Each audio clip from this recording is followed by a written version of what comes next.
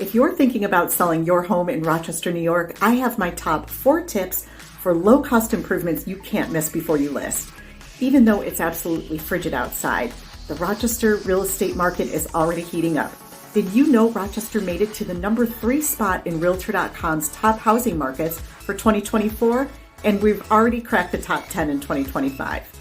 Median sales price year over year increased by over 10%, but our single-digit existing home sale counts tell the true story of limited inventory. That, coupled with plenty of buyers trying to capitalize on grants and incentives, keeps us in the seller's market we've been experiencing for the last few years.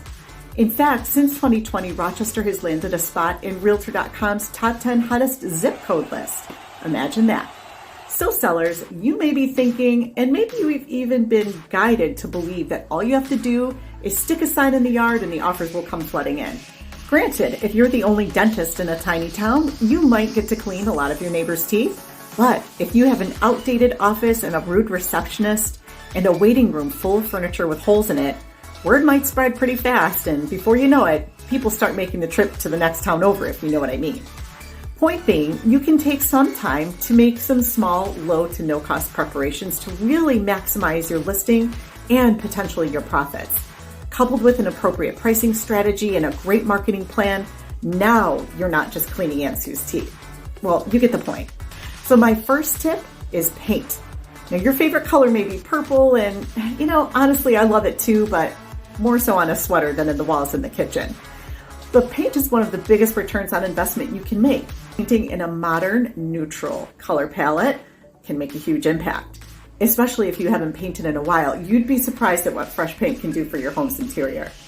When I'm working with sellers, I'm sharing the knowledge that I gained from my buyers and what they want to see when looking at properties.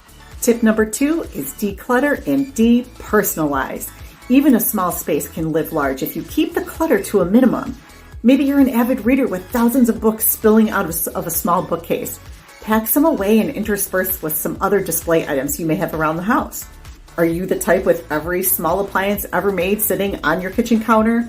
The air fryer, the KitchenAid mixer, the espresso latte cold brew frother machine thing. They won't die of loneliness, I promise. Find a quiet corner in the basement for them to live for the time being.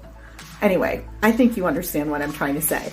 I know a lot of people have probably heard this tip, but don't truly get what the reason is for following through on it. Truth be told, too much stuff can serve as a distraction. Buyers may have a hard time connecting with your space when trying to look past it all. They want to imagine themselves there in the lifestyle they hope to live, which is why staging works wonders. But that's a topic for another day.